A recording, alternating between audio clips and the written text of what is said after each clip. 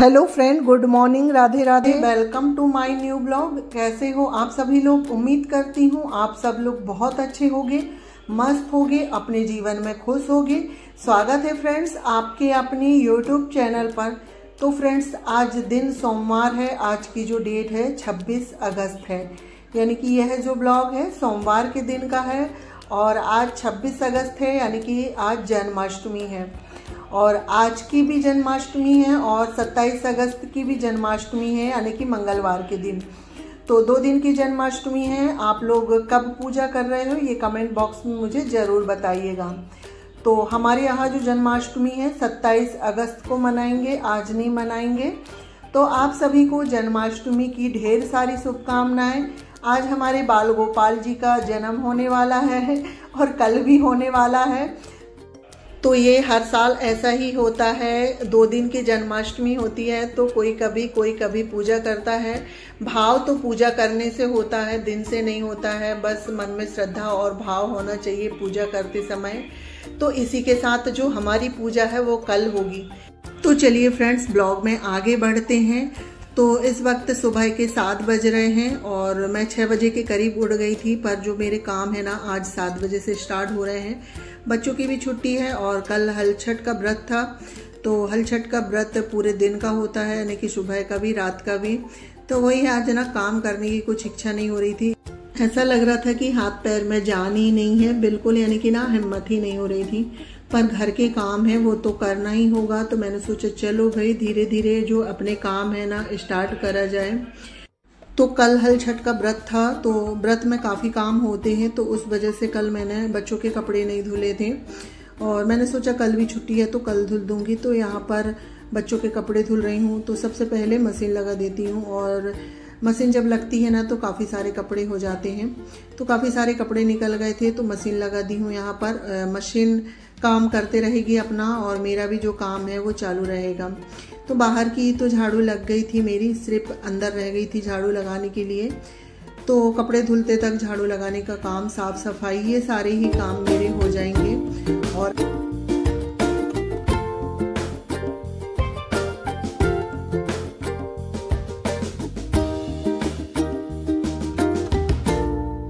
तो यहाँ पर सबसे पहले झाड़ू लगाने से स्टार्ट करूँगी। तो हॉल में झाड़ू लग गई है, उसके बाद आ गई हूँ रसोई में। तो रसोई में भी झाड़ू लगा लेती हूँ। फिर झाड़ू लगाने के बाद भी अभी काफ़ी सारे काम हैं, पोछा, डस्टिंग वगैरह, और ये डेली के ही काम होते हैं। हल्की फुल्की सी डस्टिंग और पोछा वो तो डेली ही करना होता है। और जब काम करने का मन नहीं होता है ना तो ये सारे काम बहुत भारी लगते हैं। ऐसा लगता है कि कब से मैं ये सारे काम कर रही हूँ। तो देखिए फ्रेंड्स बातों ही बातों में झाड़ू लग गई है और पूरे रूम का जो कूड़ा है ना ड्रेसिंग वाले रूम में यहीं पर मैं उठा लेती हूँ। और अभी बच्चे नहीं उठे हैं, बच्चे तो इतनी जल्दी नहीं उठेंगे। बड़ा बेटा उठ गया है, दोनों बेटे नहीं उठे हैं छोटे वाले, सासू माँ भी नहीं उठी है, ये उठ गए हैं। तो हमारे यहाँ बच्चे लोग अगर छुट्टी रहती है तो बहुत लेट उठते हैं। बड़ा वाला बेटा बस जल्दी उठ जाता है। तो बच्चे लूटते नहीं हैं जब तक जो घर के मेरे साफ़ सफाई के काम है ना मैं वो कर लेती हूँ। और जिस तरह से फिर बच्चों का स्कूल होता है ना उस तरह से ही घर के काम होते हैं। जिस दिन स्कूल नहीं रहता है तो फिर सुबह का जो मेरा काम होता है साफ़ सफाई का होता है। अगर स्कूल रहता है तो फिर वही नाश्ता वगैरह बनाओ, उसके बाद फिर साफ़ सफाई करती हूँ। तो आज स्कूल नहीं है तो पहले साफ़ सफाई हो जाए। और ड्रेसिंग का हाल देखिए कितना बुरा है ना। और ये मेरा छोटा बेटा करता है वो, यानी कि इतना सारा पाउडर लगाता है ना और पूरी ड्रेसिंग के आसपास ही फैला देता है। और शायद 1 या 2 दिन डस्टिंग के नहीं होते हैं और इस ड्रेसिंग का ये हाल हो जाता है। तो कल मुझे समय नहीं मिला था तो मैंने कल नहीं करी थी डस्टिंग। तो देखिए कितना गंदा हो गया है। तो अभी मैं अच्छे से इसकी सफाई कर देती हूँ और ये आज साफ करूँगी, शाम तक इसमें फिर ना पाउडर हो जाएगा। क्योंकि उसको अगर थोड़ा बहुत भी पसीना आया तो फिर वो बहुत सारा पाउडर अपने शरीर पे लगा लेता है। उसको यानी कि पसीना नहीं आना चाहिए। और बारिश तो इतनी हो रही है पर गर्मी बिल्कुल शांत नहीं हो रही है। गर्मी बहुत ज़्यादा उमस वाली गर्मी चल रही है जिससे चिपचिपी होती है और पसीना आता है। तो इस वजह से बच्चे लोग और भी ज़्यादा पाउडर लगाते हैं।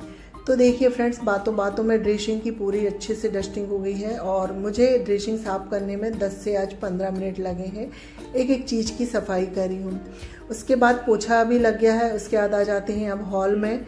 तो हॉल में यहाँ पर बच्चे लोगों की ना बुक वगैरह फैली हुई थी। तो बच्चे लोग रोज ही अपनी बुक वगैरह निकालते धरते हैं ना, तो उसके कारण वो फैला देते हैं। तो कल ये सब मैंने नहीं समेटी थी, तो अभी जो है इनको ना मैं एक साथ रख देती हूँ, क्योंकि ये दोनों खंड में फैली हुई हैं तो अच्छी नहीं लगती हैं। तो सारी बुक एक साइड हो गई है। उसके बाद जो थोड़ी बहुत भी धूल डस्ट है वो साफ कर देती हूँ।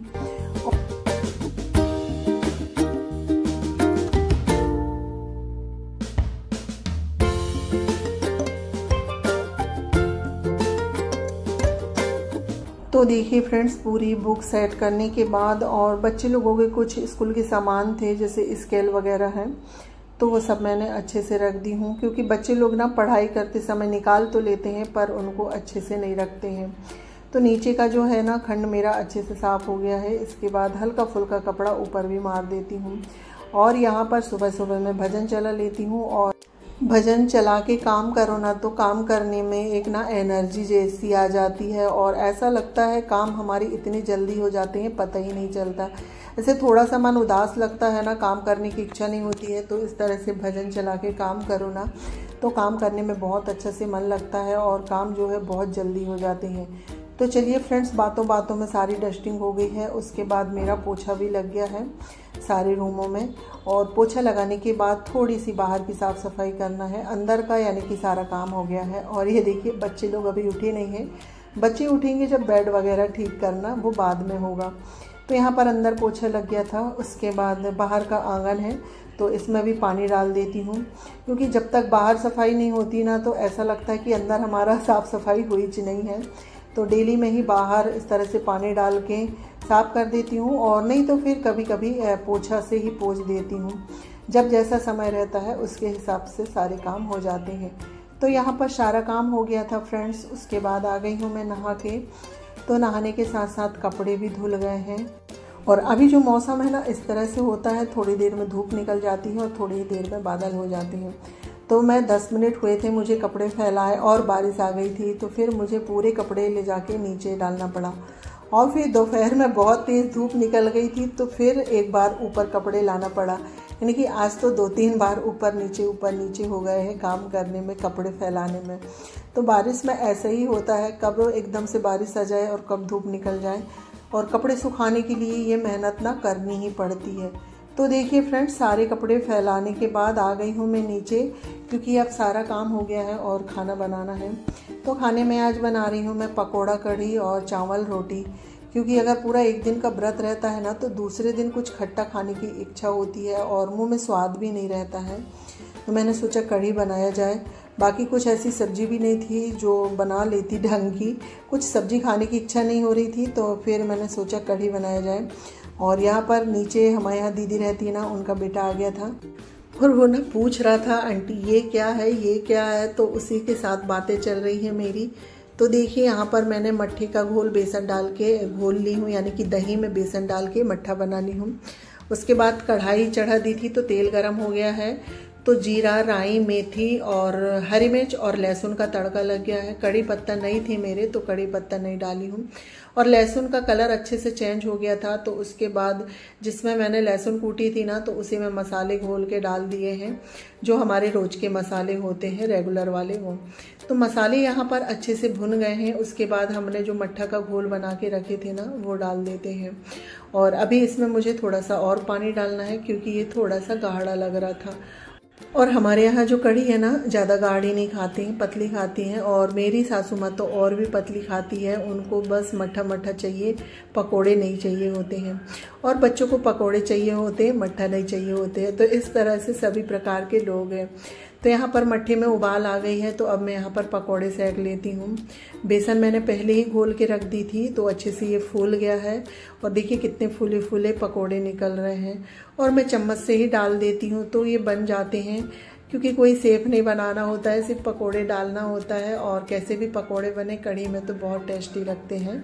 तो मैं पकोड़े चम्मच से ही डालती हूँ। तो ये हमारा एक राउंड सिक गया है, और इसी तरह हम सारे ही पकोड़े सेक लेते हैं।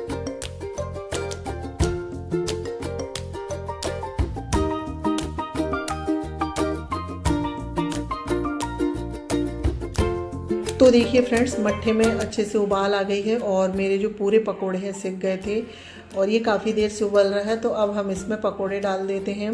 तो इसके जो मोटे मोटे पकोड़े हैं ना, मैं वो डालूँगी और नीचे जो थोड़े बारीक बारीक खुरचन जैसी बचती है ना, तो इसे बच्चे लोग खाते हैं और बच्चे लोगों को बहुत अच्छी लगती है क्योंकि ये बिल्कुल ना शिव जैसी लगती है। तो इसलिए मैं गोल गोल पकोड़े मट्ठे में डाल देती हूँ और जो नीचे के बचते हैं वो बच्चे लोगों को दे देती हूँ। तो यहाँ पर पकोड़े डालने के बाद इसे हमें 15 से 20 मिनट अच्छे से पकाना है, कढ़ाना है यानी कि कढ़ी को। तो ये देखिए मेरी कढ़ी कढ़ गई है और कितनी अच्छी दिख रही है ना, और ये जितनी अच्छी दिख रही थी खाने में भी उतनी ही टेस्टी बनी थी। तो कढ़ी बन गई थी फ्रेंड्स। इसके बाद अब मैं रोटी भी सेक लेती हूँ और यहाँ पर अभी समय 11 बज रहे हैं। तो 11 बजे तक मेरा जो खाना है बन गया है। कढ़ी बन गई है, चावल भी बन गए हैं और रोटी तो मैं सेकते जाऊंगी और सभी लोगों को खिला दूंगी। तो यहाँ पर सबसे पहली जो रोटी है गाय की बनी है, क्योंकि हमेशा हमें पहली रोटी गाय के लिए बनानी चाहिए, पहली रोटी हमें नहीं खानी चाहिए। उसके बाद सारी ही रोटियाँ सेक लेते हैं।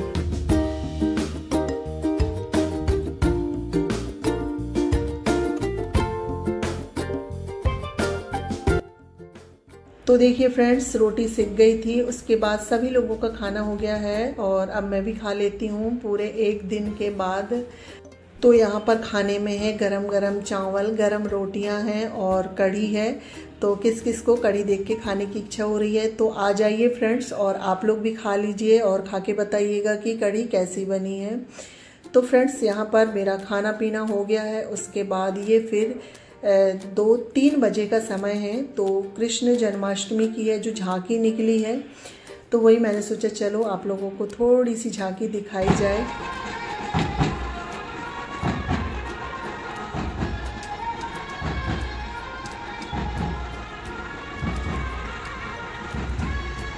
तो देखिए फ्रेंड्स, झांकी देखने के बाद फिर 1 घंटा मैं आराम करी हूँ। तो ये 5:30 बजे का समय है, क्योंकि खाना खाओ ना तो एकदम से नींद जैसी आती है, तो फिर मैं सो गई थी। और ये 5:30 का टाइम है। यहाँ पर चाय वगैरह हो गई है और ये मैंने ऑनलाइन साड़ी बुलवाई थी, तो मैंने सोचा चलो मैं आप लोगों के साथ शेयर करूँ।